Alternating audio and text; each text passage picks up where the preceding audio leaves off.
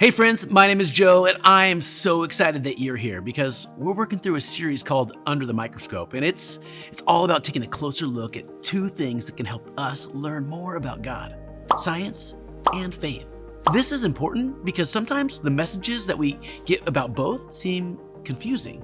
Some people think that if we really love God and believe in God, that means we shouldn't care as much about science.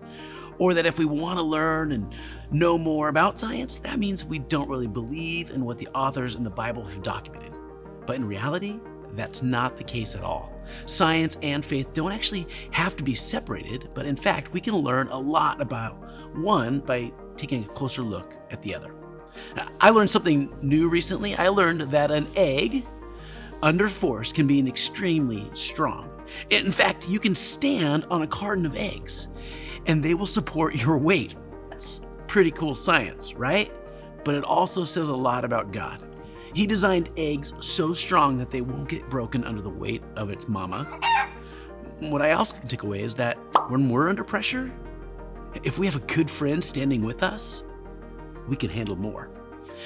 You see, when we look at science as something that can actually grow our faith, I think we can open ourselves up to actually learning and experiencing more of who God is and the way that God works in a really cool way.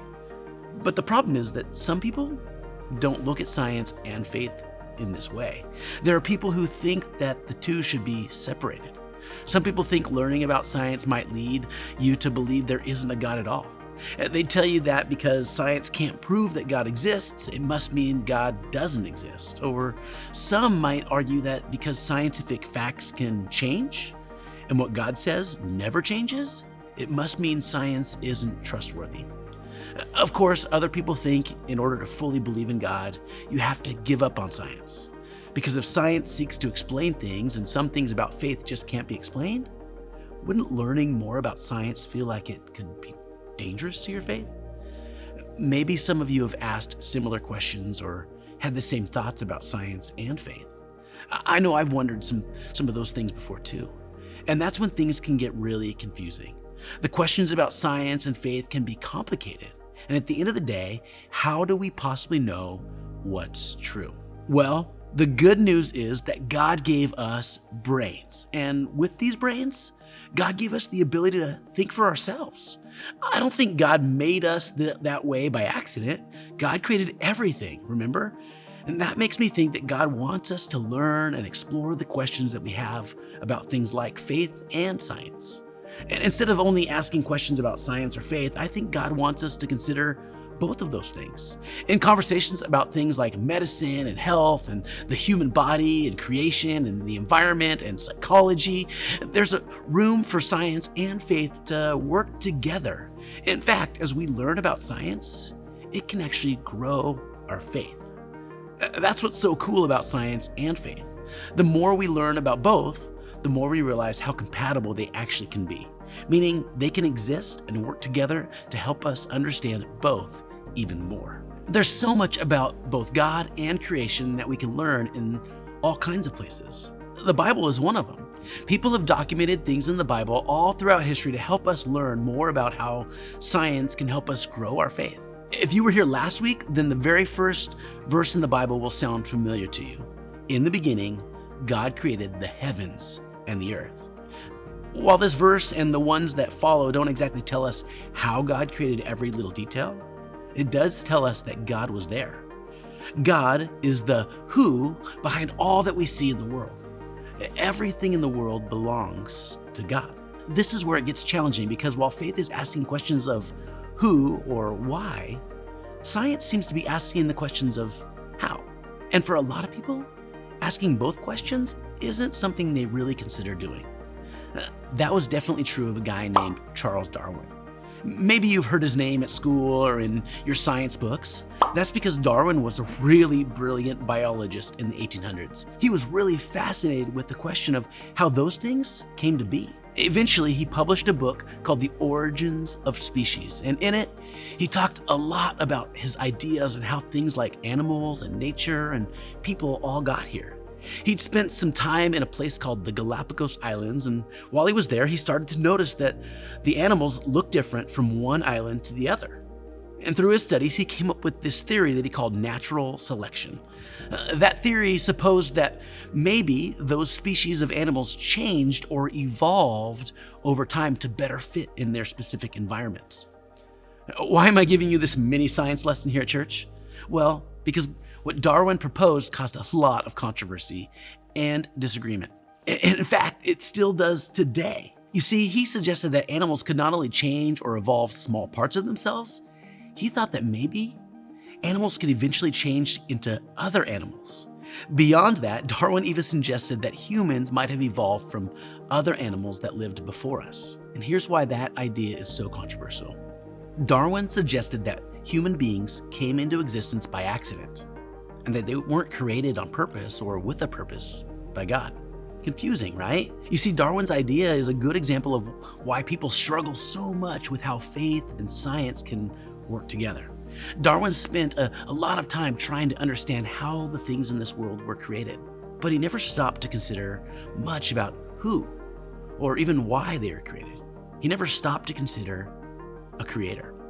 As we talked about a few minutes ago, Christians believe that God is the creator. And if that's true, then none of creation happened by accident. It was all designed on purpose and with a purpose by God. In that very first chapter of Genesis, the writer talked about all the things God created. Light and water and land and plants and animals. It really is amazing when you think about it. But just when you think about it's all said and done, things got a little more specific with God's last and most important creation. And then God said, "Let us make human beings in our image, to be like us. They will reign over the fish in the sea and the birds in the sky, the livestock, all the wild animals on the earth, and the small animals that scurry along the ground." And so God created human beings in his own image. In the image of God, he created them, male and female, he created them. You see, human beings were created to reflect God's image. That is literally why humans were created. We were made to be like God. It's pretty cool if you ask me. And more than that, God made us good. I know that because of what God saw when it was all done. And then God looked over all he had made, and he saw that it was very good. Here, we don't see human beings showing up by chance or accident. Instead, we see we're made by God as good. God created you on purpose and with a purpose, and that's an important piece of the puzzle. It's the who and the why in the story. And those two questions that we have to ask in this conversation, think back to our guy Darwin. As a scientist, he wanted to understand how things were made, which is a really great question. Studying the how is what gives us the incredible understanding about the way things work and the amazing advancements that help us in areas like medicine and space and psychology and more. But if we want to see how science and faith work together, we can't stop there. We have to ask more than just how. We have to ask why. Because science and faith can work together to show us more about God. It's kind of like gravity. How does gravity work? Well, through an invisible force that pulls objects towards each other. Take, for example, this raw egg. If I let it go of it, will it float into the air? No surprises here. The egg was pulled down to the ground and created this mess on the floor. How? By the pull of the Earth's gravitational force. But what about the why? Why does gravity exist? Well, to put it simply, we have gravity so that objects don't float off into the universe. Gravity keeps us planted on the ground. You see, the why behind gravity shows us that there's a plan and a purpose behind it all. Like gravity, there's a why behind your existence, and it's an important piece of the puzzle. From the beginning, we were different from the rest of God's creation. We were made in God's own image, on purpose. God breathed life into us in a way that didn't happen with the rest of the things that God created. You're different because you were created with a purpose. What's that purpose? To know God, to love God, to reflect God's image to the world, and to experience God's best for your life. That purpose is what makes you different from the rest of God's creation. And it's something that science, without God, they can't tell you. So what do you do with all of this stuff? Do we throw out Darwin and others like him completely? Do we ignore what has been documented in the Bible for us about the way we're created because it doesn't make sense scientifically? I actually don't think we have to do either. When we're faced with questions about science and faith, I want us to start asking better questions. First off, ask how. Approach scientists like Darwin and their discoveries with the same way that we do with all things in science. We can learn about who they were, study what they discovered, and ask questions about it all along the way. We shouldn't be afraid to learn more about how when it comes to things we see and experience in this world. We shouldn't be afraid to consider how science helps us understand what God says to be true. Secondly, ask why. In order to make room for both faith and science, we can't forget what God says is the bigger picture.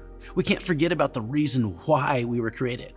So as you discover more about God's creation and the world around you, it's important to consider why those things were made and how they work in God's bigger plans and purposes for us. And third, consider the way how and why work together. Remember, science and faith don't have to be separated. In fact, learning about the two together can actually help us grow in so many ways. And in order to do that, we have to ask both questions: how and why. But we have to consider how those two things work together. And when we're learning about the human body, consider how it works and why it was designed to work that way. When you're learning about space, consider how the planets work and why were they positioned the way they are. When you're learning about the mind, consider how it functions and why God made it to work that way. As you discover more about science, look for what it shows you about faith too. There's more to it all than just the science of how it happened. There's a God who made it and made it with a purpose. And when we discover more about both the why and the how, we can discover more about God too. As you move to your small group today, I want you to think about sharing some of your thoughts on the how and the why with your group. This is a great time to explore the way science and faith can work together as a group. And as always, your small group leader is there to listen and support you as you navigate the ins and outs of both science and faith. So before you go, I want you to consider where you see God in the world around you. Where did you see God today? What parts of the how have helped point you back to the who and the why?